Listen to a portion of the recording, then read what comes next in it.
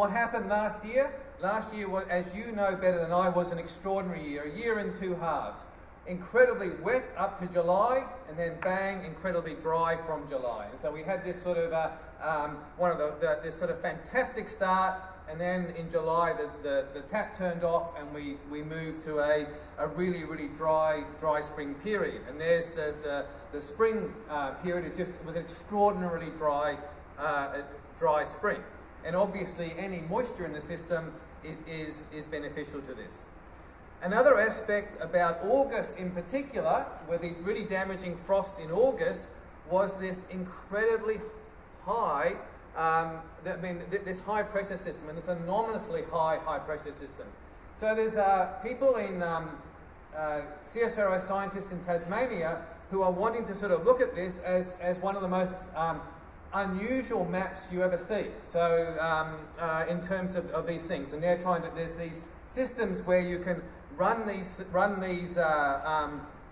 weather events through everybody's computer, sort of weather at home around the world, and they're trying to look at, was this high something that might actually be due to greenhouse forcing? How unusual was it? But it's certainly, for people who look at these maps, this was extraordinary, that high pressure system. And another important aspect of it is the anomaly is sitting in the biome.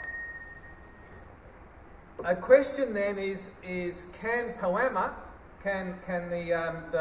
if we understand these systems, can POAMA provide any information on the pressure systems that lead to frost and heat in the grains belt? So if we understand what drives some of these systems, can we better understand it? So this is just very quickly, this is the trajectory of this air. So normally air is parcels of air. This is from James Risby and Peter McIntosh from CSIRO. Parcels of air normally come straight across here.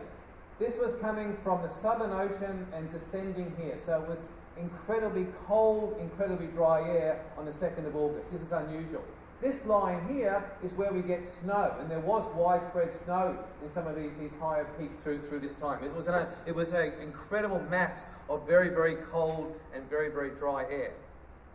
Steve Crimp's work showing that even though with warming we're expecting higher minimum temperatures, we may be getting more frost. And so this is these areas where we are getting more frost, and worryingly, in some of these areas around here, the frost window is extending more into spring, associated partly with these dry springs and partly to do with the increase in polar air coming in. So it could be that's where things happen.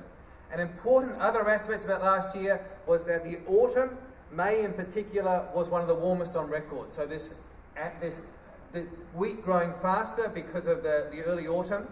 And finally, just to finish up in terms of our thinking about frost, we need to acknowledge that it is a high consequence, low frequency event. These are hard to get knowledge about, hard to get experience of, hard to predict, and inherently hard to manage. They're the typical things we insure for, but discussions like this are important to share knowledge on these events and to learn from them.